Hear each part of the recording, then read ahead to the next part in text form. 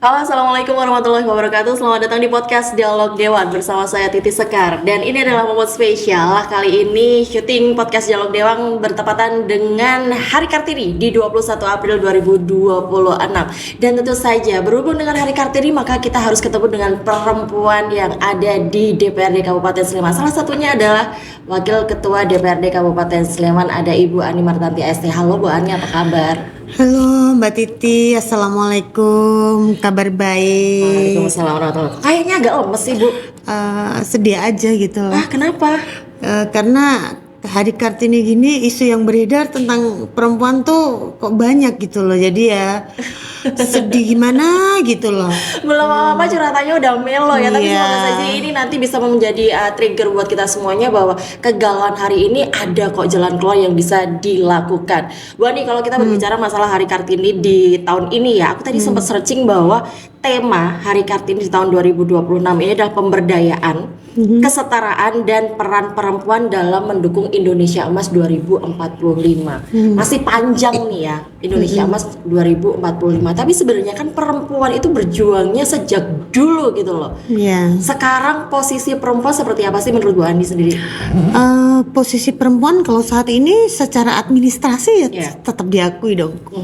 Paling tidak di persentase keterlibatan perempuan di pemerintah ini kan benar-benar tercatat gitu. Artinya memang tidak ada kekosongan, tidak ada diskriminasi terkait dengan kuota kehadiran seorang perempuan. Iya. Secara administrasi ya. Iya, betul. Nah, jadi so far boleh, perempuan sudah banyak berada di pemerintahan ini gitu. Cuman mungkin ya belum sepenuhnya itu mendapatkan mendapatkan apresiasi yang standar dengan apa yang dilakukan gitu. Kira-kira kenapa apresiasi yang standar itu belum bisa didapatkan oleh kaum perempuan yang ada di Indonesia? Ya tergantung sudut pandangnya si bajak laut kan gitu kan. Sorry ya ngomongnya pakai bajak laut Oke, ya. Jadi oh.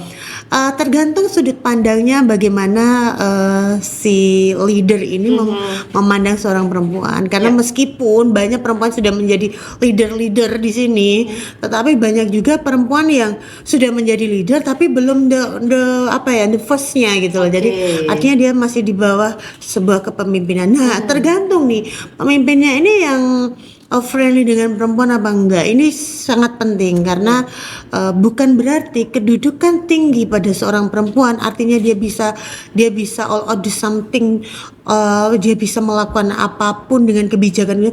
Belum tentu seperti itu. Jadi memang kapasitas oke lah. Iya. Kualitasnya bagus lah. Kemudian peluangnya dapet lah. Tetapi untuk masuk untuk menjadi top leader itu masih banyak sekali tantangannya seorang perempuan. Salah satunya apa nih? Salah satunya nih loh, real ini loh. Pengalaman pribadi. Iya, ini kayaknya aku curcol ya. Boleh Jadi lah, ya. ya. Jadi meskipun bisa dikatakan saya ini adalah pimpinan pertama DPRD perempuan dan mungkin bisa dikatakan di jaringan pemerintahan di Kabupaten Sleman ini bisa dikatakan the first lady-nya di situ. Tapi tidak sepenuhnya kok dalam artian oke lah dalam sebuah kebijakan ayo kita duduk bareng laki-laki jeruat perempuan satu twing gitu terus oke kamu dulu belum tentu juga seperti itu ya. Jadi ya nggak ladies first juga ya? Enggak juga dan kadang nggak they don't listen to me juga gitu loh. Jadi inilah yang harus saya perjuangkan. Dengan apa? Jadi ketika ada suatu kebijakan yang memang harus kita bahas di situ, harus kita lakukan di situ, harus kita tetapkan di situ dan they don't listen to me itu tadi, ya artinya apa? Ketika aku di situ aku mundur kacau, I just stay. Saya stay aja. Kenapa? Mau nggak mau mereka tetap akan nunggu kebijakan juga dari aku. Jadi kalau aku maksa aku harus ikut mereka belum tentu dong itu spam ya. Betul. Kan namanya suatu kebijakan itu juga perempuan itu completely. Jadi dari unsur hatinya dapat. Pikirannya jangan remehkan loh pikiran perempuan. Logikanya juga main loh. Logikanya main. Ini completely gitu. Bukan berarti laki-laki enggak ya. Tapi menurutku sih perempuan lebih komplit gitu ya. Jadi Dari situlah ketika seorang pimpinan perempuan yang belum sepenuhnya diakomodir ya, menurutku sih berhenti apa ya? Ya masih gini-gini aja gitu Iya, gini-gini aja, ya. stuck. Nah, Oke. tapi ya itu, ketika kamu harus mengikuti arusnya begitu, ternyata kamu tidak diakomodir, kemudian kamu diam aja, tunggu aja dulu. Tunggu aja dulu, artinya kita berbargaining dulu gitu kan. Biar posisi perempuannya juga harus, kamu jangan gitu dong. Apalagi seorang perempuan yang tidak punya terah turunan darah Oke, politikus, gennya nggak ada ya. Yes. Memang benar-benar dari nol ya. Yes, it's like me, you know. Jadi keluarga aku kan bukan, ya keluarga bukan darah politikus, Iya. bukan darah yang Silsilahnya silsilahnya ada lah dari atas gitu ya. ya. Oke. Bapakku hanya seorang PNS. Begitu Oke. aku masuk dunia politik dan I must be somebody di dunia politik, yaitu itu sangat terasa loh. Iya, andai makku dulu itu DPR RI mungkin ya, itu akan different. Andai bapakku dulu itu bupati, different gitu loh. Betul. Perjuangannya seberat apa sih? Ya, sebenarnya awalnya sih berat ya, cuman lama-lama ya kalau aku nggak diakomodir ya sudah, aku stuck aja di situ gitu kan. Nah, karena apa? Pastinya sih, all out sih kalau aku untuk masyarakat ya. Jadi kembali lagi ketika peranku perempuan di sini sebagai seorang politikus, apalagi di pimpinan DPRD, jadi ya aku bagaimanapun juga saya akan mengakomodir usulan-usulan dari masyarakat, khususnya perempuan dong. Jadi biar keberadaanku itu bisa mewakili khalayak perempuan yang banyak itu. Artinya itu kan datang dari dalam diri kita sendiri kan. Iya. Bagaimana caranya kita bisa memunculkan kepercayaan diri itu sebagai perempuan. Terkadang mereka sudah melihat bahwa laki-laki nih, udah deh nanti juga pasti kalah. Pasti akan ada stigma-stigma seperti itu. Ya itu kembali lagi ke mental seseorang kali ya. Ya itu basic tuh somebody apa ya, seseorang basic kepada diri orang itu sendiri. Memang banyak ya di pinggiran masih banyak aku temuin kan. Ala bu sudah lah bu, kalau udah malah ya sudah SMA nanti kan terus nikah punya anak bla bla bla bla bla gitu. Nah ini saya punya program yang khusus untuk perempuan-perempuan dan khusus untuk anak muda. Saya selalu bilang, hey perempuan jangan cepet-cepet nikah loh, jangan cepet-cepet punya anak loh. Seriously, Betul, lo kerja dulu punya duit banyak, lo happy dulu, baru itu kamu sudah settle, kamu happy-happynya yang ono-ono udah komplit, iya. kamu tinggal stay keluarga. Kan gitu. Tapi kalau kamu baru sekitar 19-20 sudah kebelet mau nikah, punya anak, habis deh itu. Serius. Masa depannya udah kebaca Serius, ya. Iya. Saya selalu kayak gitu.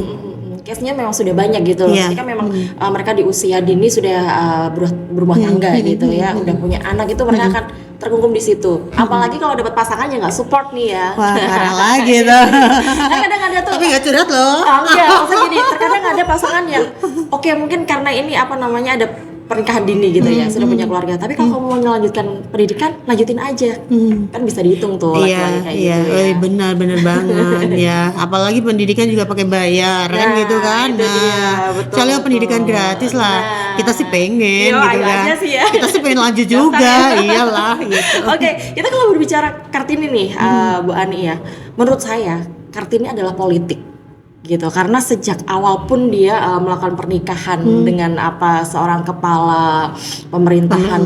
Itu pun juga menurut saya itu adalah sebuah politik yang memang sudah dirancang gitu. Sebenarnya sudah sejak dulu perempuan-perempuan itu berkenalan dengan politik, tapi kenapa baru akhir-akhir ini saja kayaknya kok baru digenjot. Ayo nih perempuan, tampillah semuanya. Nah, jadi kalau bisa aku bilang politik dan budaya itu sangat sensitif. Kenapa saya bilang gitu? Ketika politik, kita duduk di meja politik, laki-laki perempuan sama. Iya. Tapi berbeda nanti dengan budaya yang budaya kolaborasi agama dengan politik ya kan? Ya, ini saya no comment di situ kan, no comment. Nah, Tidak bisa diapa-apain ya? iya, nggak bisa diapa-apain. Jadi yes, itu benar-benar suatu politik di mana seorang perempuan bisa menikah dengan salah satu pejabat di situ, otomatis dia akan ikut dengan lifestyle-nya si pasangan tersebut. Dia berada di dunia orang-orang pekerja, dunia orang-orang itu akan memberikan wawasan ilmu yang lebih maju lagi. Berbeda dengan menikah dengan katakanlah sesama pedagang, maka dia ilmu dan ini sekitaran pedagang di itu situ lebih aja. lebih kuat di situ aja gitu kan. Tetapi kalau menikah dengan seseorang yang memang sudah di dunia politik, pasti dia akan mulai belajar dan mengerti karena setiap hari makanannya kayak gitu gitu kan. Iya. Negosiasi bergening dengan orang lain iya. itu jadi makanan Iya. sehari-hari. Dan ini sebenarnya bukan hanya sekarang aja perempuan di dunia politik, sebenarnya dari dulu tuh ada. Cuman ya itu tadi antara 3 unsur tadi ketemu politik kan ya nggak Betul, nampak ya. betul. Semakin kesini kan semakin perkembangan zaman, apa-apa serba terbuka. Artinya peluang perempuan untuk di politik, peluang perempuan di pemerintah itu semakin nyata. Jadi dan media sosial pastinya nih, dugaan media sosial ya apa sedikit up. Nah, itu sih. Oke, padahal sekarang zaman-zaman teknologi, zaman sosmed kayak gini, perempuan untuk bisa jadi apa ya, dilirik orang tuh semakin besar sebenarnya. Punya prestasi sedikit aja, naik di sosmed, udah itu orang semuanya langsung tahu. Nah, bagaimana caranya kita juga memanfaatkan kemajuan teknologi, kemudian sosial media itu untuk bisa apa ya, membuat perempuan ini makin terlihat. Ya, jadi itu juga ada dua sudut pandang ya. Nah, tapi sih basically kalau saya bercerita tentang myself, tentang diri saya, aku punya 2 tangan ya untuk bisa menutup kupingku. Karena ketika perempuan terlalu aktif di media sosial, itu juga banyak yang berpikir negatif gitu kan. Nah, tetapi saya sekarang selalu menggembur-gemburkan apa yang saya kasih di media sosial. Saya sudah centang biru kan. Nah, aku nggak ngerti, semua orang bilang, Bu Ani centang biru gitu kan. Aku jadi nggak ngerti. Jadi begini, bagaimana saya mengemas media sosial itu sebagai alat edukasi. Bisa dilihat di medsos saya semuanya tentang bagaimana si A butuh bantuan ini, bagaimana gerakannya si B butuh bantuan ini, bagaimana. Jadi itu tentang edukasi, bukan saya mau pansos, saya mau mau menjadi selebgram, enggak, tapi aksi nyata ya. Itu aksi nyata yang memang harus di-up ke masyarakat bahwa ini loh, kalau ada permasalahan seperti ini loh, banyak sekali yang nggak di-up, cuman ya adminku ya capek dong, sehari saya bisa 5 kali kegiatan ya. Iya. Dan kalau kita lihat story-nya Bu Ani itu hampir setiap hari rumahnya nggak pernah sepi ya. Jadi ada aja masyarakat yang datang, entah itu ke joglo, entah itu untuk acara apa, sekedar merayakan ulang tahun Bu Ani. Nah, ulang tahun ya, surprise gitu ya. Dapat surprise dan ibarat kata emak-emak gitu ya. Jadi Bu Ani ini kayaknya memang sangat terbuka untuk apa ya? Ya yuk sih teman-teman yang mungkin bukan di politik mau ke rumah, masyarakat juga mau ke rumah, ayo mau makan-makan, ayo gitu. Apa sih yang membuat sebegitu terbukanya gitu? Karena kembali lagi Tuhan memudahkan semua yang saya mau. Dari situlah aku berpikir bahwa apa yang ada di saya ini karena doa mereka, apa yang saya punya ini rezeki mereka juga. Jadi memang rumahku itu rumah bersama. Silakan mau dipakai nikahan, mau dipakai apa di jogloku tuh silakan, dan itu free. Toh kalau ada pertemuan nggak bisa kasih makan, ayo tak siapin, tak pesenin bakso, tak pesen apapun itu. Jadi bagi saya hidup itu sharing gitu loh. Itu jadi dari situlah perjalanan hidup saya yang sampai di titik ini kan juga bukan sesuatu yang mudah, dan perjalanan saya menjadi sekarang ini kan juga bukan sesuatu yang ringan saja gitu, banyak tantangannya. Dan dari situlah saya sampai di titik ini kan karena supportnya sahabat-sahabat semua, masyarakat semua. Saya kadang di DM, Ibu, saya ini bukan dapilnya Ibu, tapi saya minta bantuan ini nggak apa-apa, coba kamu kasih call center. Saya memang punya nomor khusus call center, disitu pegang admin. Situ kalau misalnya dari Minggir, dari Prambanan minta bantuan, oke, saya bantu. Selama memang syarat dan ketentuan berlaku. Dan wajib Kabupaten Sleman gitu kan. Tapi ada nggak pengalaman di luar Kabupaten Sleman juga ternyata harus diurus ini sama Bu Ani? Di Bantul. Di Bantul ada. Itu saya sampai minta dari Kementerian Sosial. Jadi ada anak waktu itu ibunya meninggal, bapaknya harus menjadi buruh di Jakarta. Di situ cuma dititip tetangga. Bapaknya bingung gimana, mungkin dia ngikut medsosku ya.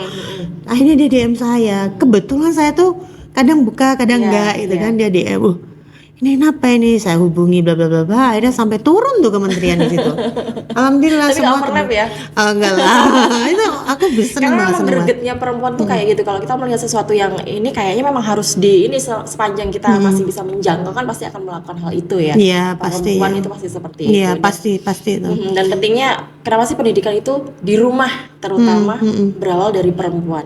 Tapi Iya. ada juga perempuan yang bilang nanti juga di dapur aja, ngapain sih sekolah tinggi-tinggi. Ya itu tergantung circle dia berarti kan. Orang yang circle-nya hanya di rumah, tukang sayur datang rumpi, tetangga-tetangga ngumpul ngumpi jadi satu, Iya. tetangganya lewat sudah wangi, pakai baju bagus, pakai sepatu langsung dikatain. Nah itu circle yang kayak gitu. Kalau circle-nya dia tuh sudah mau maju, mau berkembang, dia akan berpikir hidup itu ditanggung kaki kita sendiri. Kalau kita nggak bisa berdiri sendiri, selesailah, kan gitu. Oke, misalnya sekarang masih ikut orang tua, ya kalau orang tuanya tuh tetap hidup, kan nanti tetap mati juga, kan gitu kan. Dia kalau harta yang ditinggalkannya itu masih tetap banyak, duit 1 miliar 2 miliar sebulan habis Cepet gitu ya. kan. Nah makanya saya selalu mengedukasi perempuan-perempuan untuk oke lah, kamu punya circle A B C silakan, tapi pasti apa circle kamu itu mempengaruhi hidupmu. Lingkunganmu itu akan menjadikan dirimu, itu penting banget. Jadi kalau kamu circle-nya dengan orang rumpi, ya udah wes, Ya udah. yakin kamu wes jadi kreator rumpis gak apa-apa lah gitu, yakin itu. Iya. Itu penting Oke, gitu. Oke, di postingan Ibu Ani hari ini ya. Tadi aku sempat membaca tentang Selamat Hari Kartini. Mari rayakan Hari Kartini dengan terus mendukung pendidikan kebebasan berpikir dan peran aktif perempuan dalam pembangunan bangsa. Mendukung pendidikan kebebasan berpikir. Iya. Kenapa ngambil ini nih? Ya, karena apa ya, itu tadi dari awal saya sudah bilang kan, dari sudut pandang si bajak laut tuh perempuan itu kamu tuh nggak bisa mikirnya, kamu tuh nggak ngerti gitu kan. Iya. Jadi seakan-akan kita ini kayak dibatasi, kayak disepelekan gitu loh. Dan bagaimana sesuatu itu stop dong, jangan gitu dong. Kadang listen to me gitu loh, nggak mesti loh. Kalian tuh yang bener semua kan, nggak mesti juga. Paling nggak referensi dari banyak orang itu sangat mendukung apa yang akan kita ciptakan. Referensi literasi dari banyak hal itu kan akan mendukung, mensupport, menjadikan sesuatu yang lebih baik lagi gitu loh. Jadi saya pengen listen dong, listen to me gitu loh.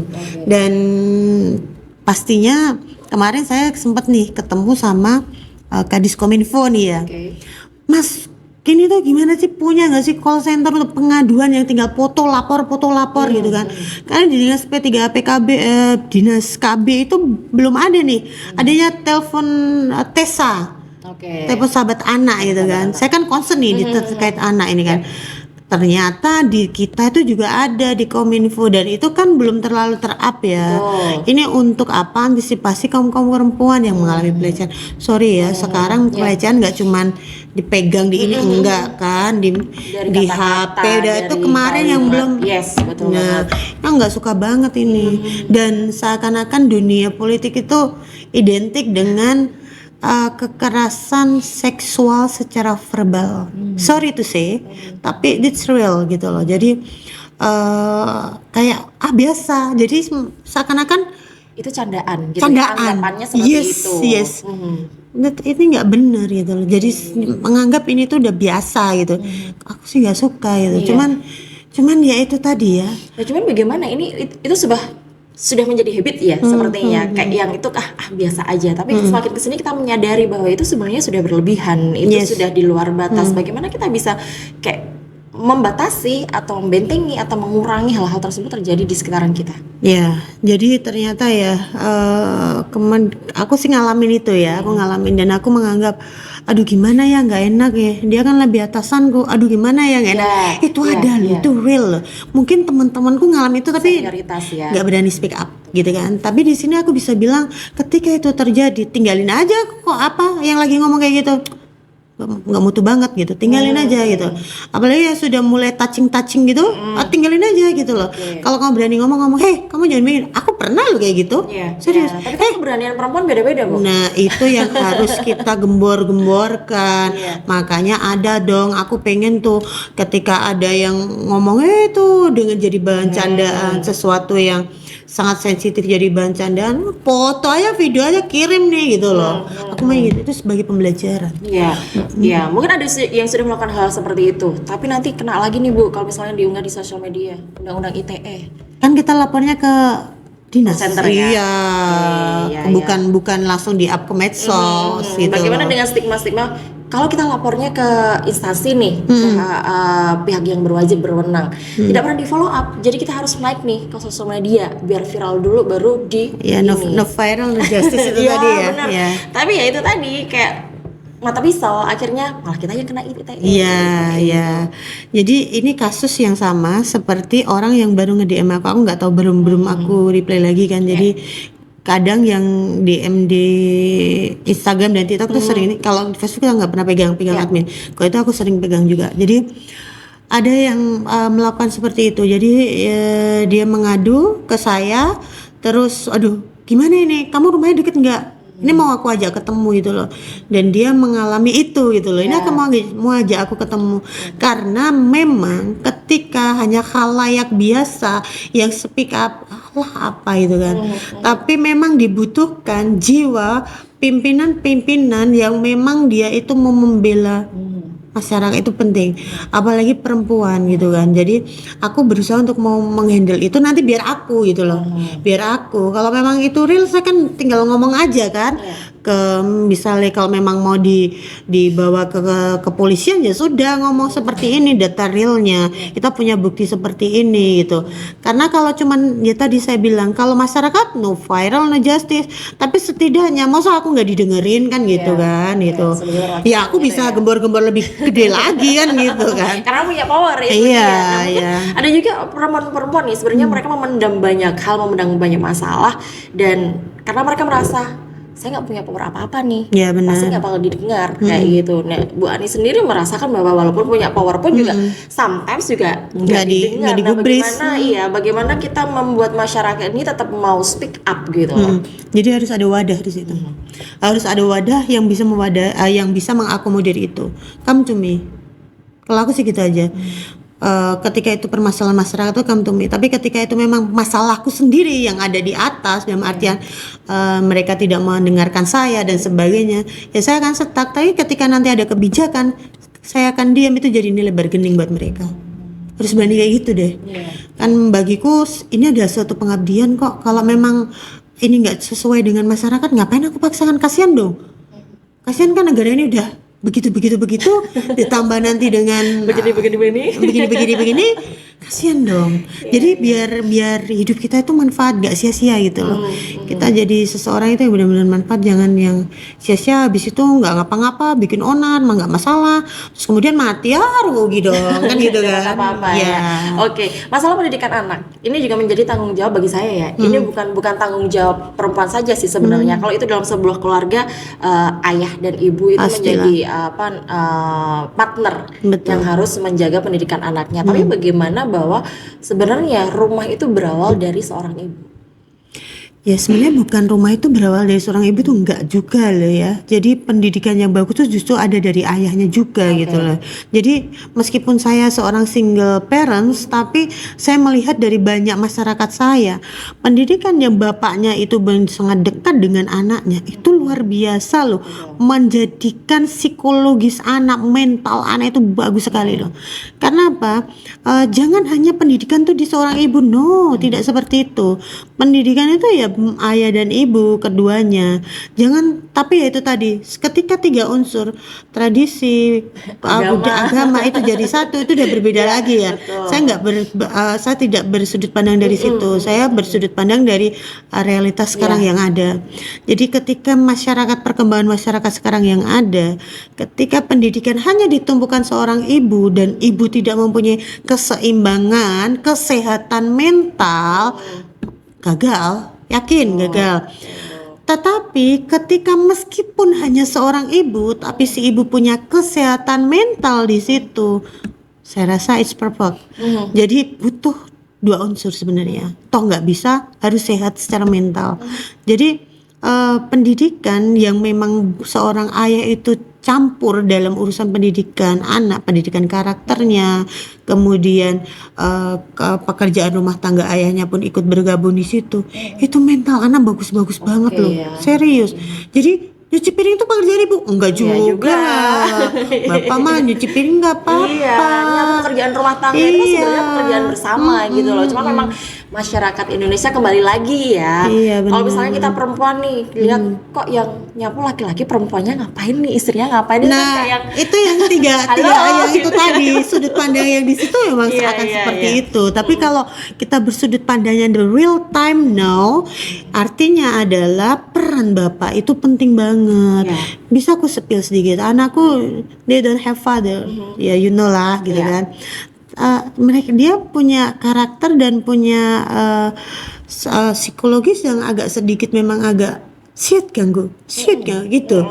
Dan ini susah banget loh buat mereka tetap stay, itu susah. Iya, iya. Jadi penting ya, penting kaum laki-laki untuk tetap menjadi bapak yang baik, membantu pekerjaan rumah tangga.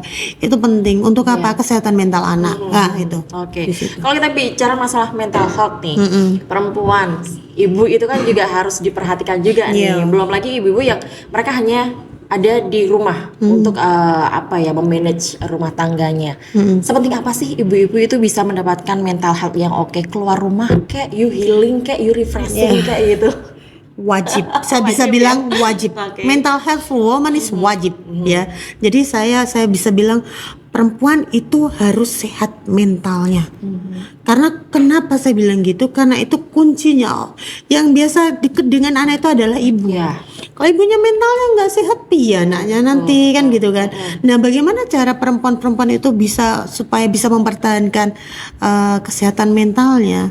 Dia harus punya literasi yang banyak. Dia harus punya circle yang positif. Itu penting ini.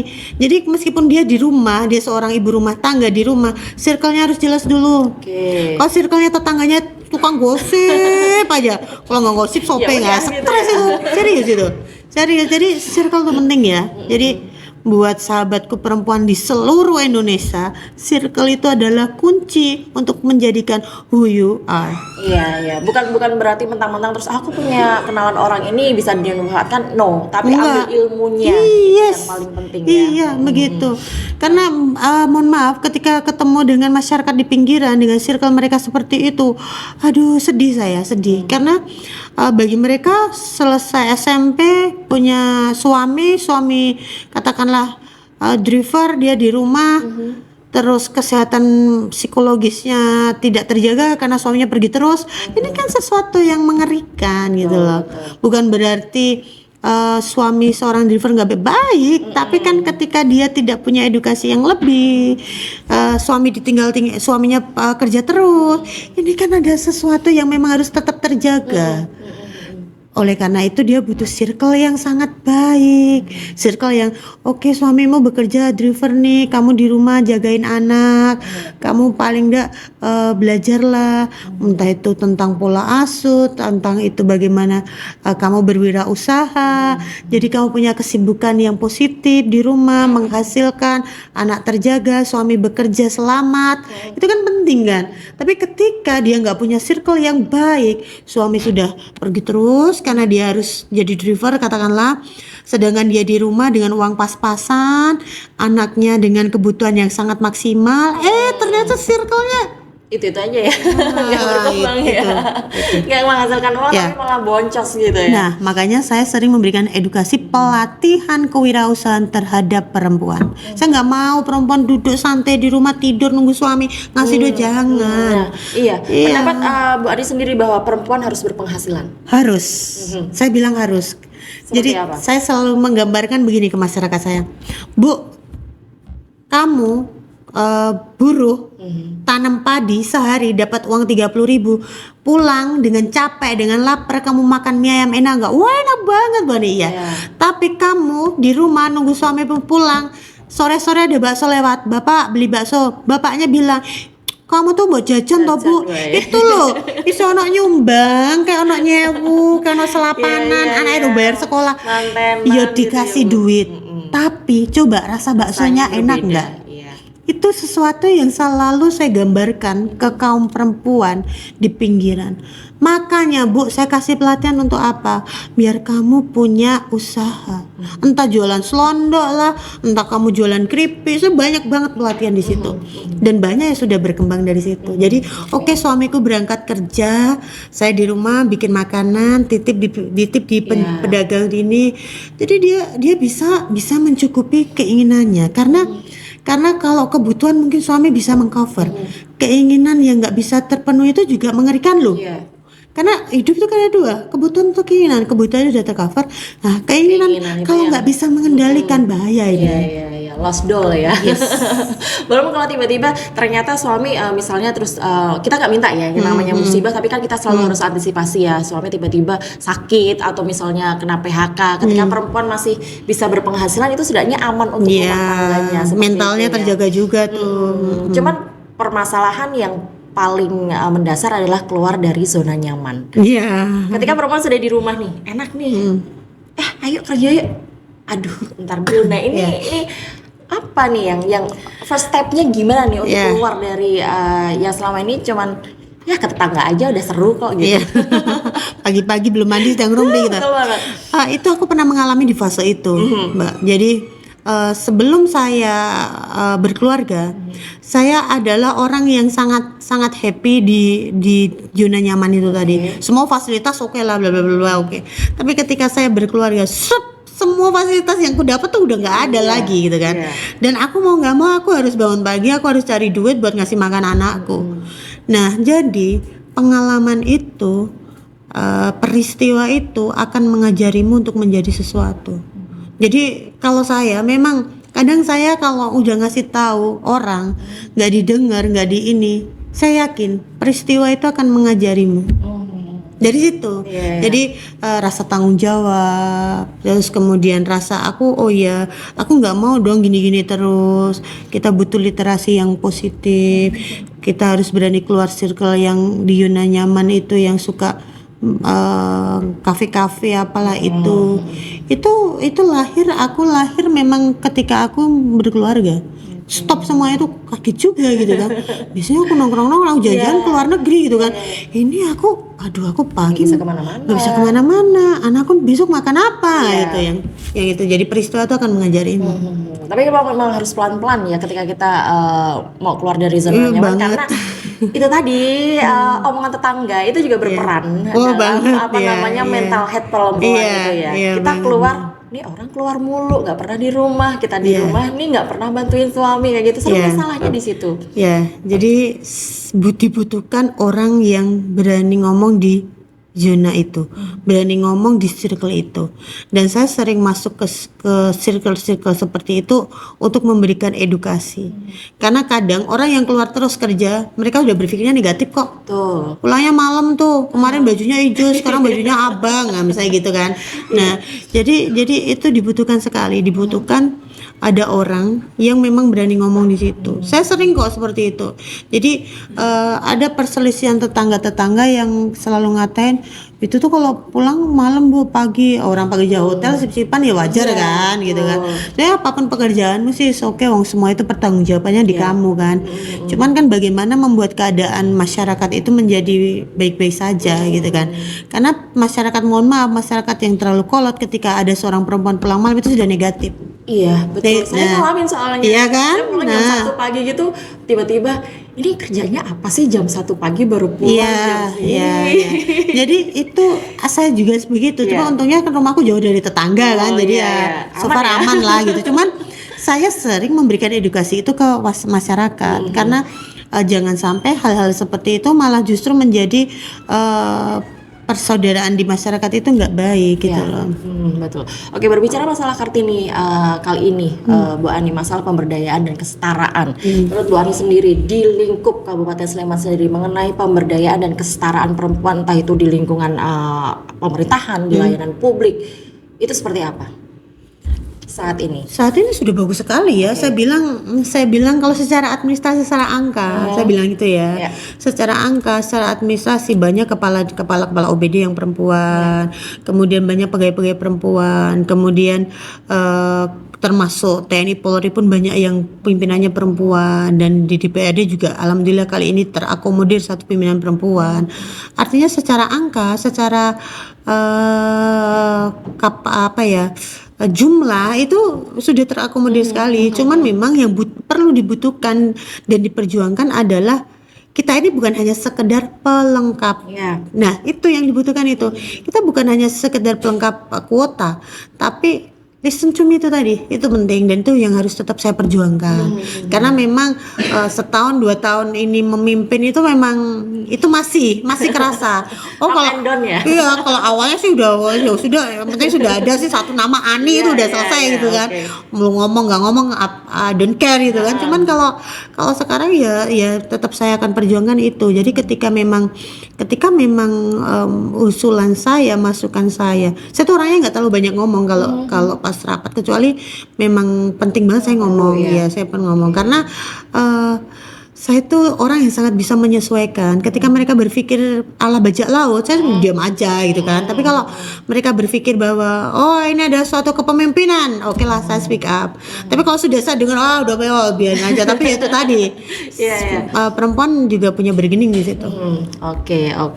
Di Hari Kartini ini Bu Ani juga bawa satu buku nih, isinya puisi. Tadi beliau sempat lagi milih-milih nih puisi mana yang pengen aku baca. Apakah kita juga akan mendengarkan puisi 1 kalimat 2 kalimat dari Bu Ani sebelum kita closing di podcast ya? Udah mau closing ya ini ya? Masih mau ngobrol lagi sih oke sih ya. Kalau mungkin masih ada yang dikeluarkan segala unek-unek gitu perempuan yang ada di Kabupaten Sleman, monggo aja sih. Kalau pastinya sih kalau aku sih pengen mendukungnya perempuan. Kalau kalian nggak berani sendiri ya gandeng aku. Kalau aku gitu aja sih, karena saya yakin perempuan sendiri itu meskipun dia merasa benar, dia punya ide yang bagus, kadang mereka nggak berani untuk ngomong. Gandeng aku gitu. Apalagi kalau nggak punya backingan nih. Iya, nggak punya darah itu tadi kan. Nggak punya ondal nih kayak gitu kan ya. Nggak punya gen, nah itu mikir lagi. Benar-benar. Jadi ini saya pembicaraan kita pagi hari ini los aja kan, saya santai aja gitu. Jadi kembali lagi, kalau memang ada suatu ide, gagasan, saran yang luar biasa dari kaum perempuan dan dia nggak berani speak up, DM aja medsosku. DM aja saya, DM di Instagram, di TikTok Ani Martanti, silakan, saya pasti akan fallback dia, saya akan respon dia. Dan memang Mbak Titi, memang aku nih kemarin di Hari Ibu itu saya meluncurkan satu buku kumpulan puisi, dan itu memang tentang hidup saya. Ya, masih sempat bikin buku ya? Iya. Sepenting apa sih? Karena aku pengen punya sejarah. Jadi jangan lupa sejarah itu benar. Dan aku pengen mengedukasi anak-anakku bahwa perjuangan mamamu ini nggak cuma sesuatu yang sepele aja gitu loh. Dan perjuanganku ini bukan hanya untuk kalian, tapi untuk masyarakatku, untuk kaumku gitu. Dan ini sejarah itu kalau nggak dituliskan, nggak dibikin dalam bentuk fisik atau apapun itu nanti hilang. Kalau cuma cerita kata A, kata B, kata C kan gitu kan. Iya, ketemu sama anak-anak Gen Z, Gen Alpha, fotonya mana, buktinya mana, videonya mana, angkanya berapa, nah kan gitu kan. Jadi emang saya membuat kumpulan puisi, dan kebetulan besok tanggal 25 tuh saya juga di titik nol tuh juga disuruh membacakan salah satu karya puisi saya untuk peringatan Hari Kartini juga gitu, bersama sastrawan-sastrawan di Jogja ya gitu. Jadi memang kumpulan puisi ini memang murni cerita hidup saya dari nol sampai sekarang. Jadi ibarat kata kita juga dengan mencurahkan isi hati itu juga jadi self healing buat kita juga ya. Iya, dan sebagai motivasi bahwa saya pernah ya di fase yang sangat mengerikan. Saya pernah ya di fase yang sangat jatuh, sangat terpuruk. Ini penting loh. Terus sekarang udah bisa ngetawain belum? Ya gini, Tuhan baik banget ya. Ya Allah, Tuhan baik banget. Aku gitu aja sih. Apa yang ibaratnya saya mikir aja enggak ya, apalagi ngebayangin aja enggak ya. Tahu-tahu dijeblok, dikasih gitu kan sesuatu ya Allah. Sayangnya luar biasa Tuhan sama aku. Karena kemarin saya barusan dapat sebuah kalimat dari teman saya. Kalau kamu sudah bisa menertawakan hidupmu yang dulu di bawah, itu berarti kamu udah berdamai sama diri kamu sendiri. Oh iya dong, penting gitu. Ya itu berdamai dengan masa lalu itu kunci gitu kan. Jadi apa ya, tidak bisa kita ungkapkan. Nah, isi hatimu tuh nggak bisa kita ungkapkan, tapi kita ngerti gitu loh. Yang terpenting hidup itu kan kita bisa berdamai dengan masa lalu. Termasuk karya puisi saya ini kan bagaimana saya bisa berdamai dengan masa lalu itu sesuatu yang memang sulit sekali. Tapi saya alhamdulillah so far saya enjoy sekarang. Ya kembali lagi, sisa hidup ini disodakokan untuk bermanfaat gitu kan. Alhamdulillah semua berjalan baik karena aku juga sudah dokter muda gitu kan. Jadi ya Tuhan tuh baik lah, tinggal sumpah. ongkang-ongkang ya? Bersyukur aja deh, bersyukur ya. aja, yakin. Oke. Last but not least, Bu Ani, di Hari Kartini ini apa yang ingin disampaikan untuk perempuan yang ada di Sleman khususnya di Indonesia pada umumnya, bahwa momen Hari Kartini ini bukan sekedar seremonial aja, tapi satu action yang memang harus kita realisasikan. Ya, yang ingin ku sampaikan sama kaum perempuan di seluruh Indonesia khususnya di Kabupaten Sleman, pastinya ayo kita bergandeng tangan, berani bicara. Penting banget itu, karena kita harus berani bicara dan kita harus berani berubah. Kalau perempuan nggak mau berubah, perempuan nggak mau bicara, dia akan stuck seperti itu, ya akan begini-begini aja, dan itu akan terulang dan terulang lagi. Jadi kita harus berani berubah. Oke. Harus berani berubah, itu adalah pesan yang disampaikan oleh Ibu Ani Martati ST. Beliau adalah Wakil Ketua 1 DPRD Kabupaten Sleman, dan ini adalah sejarah ya, pertama punya pemimpin perempuan alhamdulillah. di DPRD Kabupaten Sleman dari fraksi PKB. Terima kasih Bu Ani, sukses Thank you, untuk Mbak perjalanan Titi. ke depan. Dan yang pasti selain Kartini, kita juga punya banyak perempuan hebat di Indonesia. Ada Cut Nyadin, kemudian ada Christina Martatia Hahu, kemudian juga ada Rasuna Said gitu ya. Dan juga ada dirimu, kaum perempuan Indonesia yang berjuang untuk keluarga dan juga diri sendiri. Selamat Hari Kartini. Sekian podcast Dialog Dewan kali ini. Assalamualaikum warahmatullahi wabarakatuh. Waalaikumsalam warahmatullahi wabarakatuh.